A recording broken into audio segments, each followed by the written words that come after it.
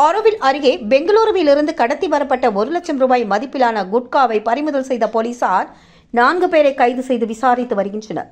விழுப்புரம் மாவட்டம் புதுச்சேரி திண்டிவனம் பைபாஸ் சாலையில் மொரட்டாண்டி சந்திப்பில் ஆரோவில் போலீசார் வாகன தணிக்கையில் ஈடுபட்டுக் கொண்டிருந்த பொழுது சந்தேகத்திற்கு இடமளிக்கும் வகையில் திண்டிவனம் மார்க்கத்திலிருந்து புதுச்சேரி நோக்கி வந்த மாருதி ஸ்விஃப்ட் காரை மடக்கி சோதனை மேற்கொண்டனர். அதில் காரின் பின்பக்கம் அரசால் தடை செய்யப்பட்ட குட்கா புகையிலை பொருட்கள் இருப்பது கண்டுபிடிக்கப்பட்டது. அதன் பேரில் போலீசார் காரில் வந்த 3 பிடித்து விசாரித்தனர்.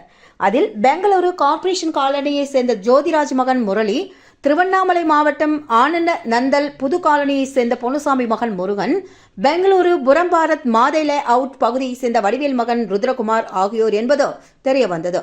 அவர்களிடம் நடத்தப்பட்ட விசாரணையில் மொரட்டாண்டி பகுதியில் உள்ள மளிகை கடை ஒன்றிற்கு குட்கா புகையிலை பொருட்களை கடத்தி வந்தது தெரியவந்தது. இதனையடுத்து மொரட்டாண்டியில் இயங்கி வந்த மளிகை கடை அதே பகுதியை சேர்ந்த சுப்பிரமணி மகன் நாகமணி என்பவரை கைது செய்தனர். மாருதி ஸ்விஃப்ட் காரில் கடத்தி வரப்பட்ட கூல் லீஃப் மற்றும் ஹார்ன்ஸ், விமல் சாந்தி உட்பட 60 கிலோ புகையிலை பொருட்கள், மளிகை கடையில் இருந்த 5 கிலோ புகையிலை பொருட்கள் என மொத்தம் 65 கிலோ பொருட்களையும் போலீசார் பறிமுதல் செய்து 4 கைது செய்து வழக்கு பதிவு செய்தனர்.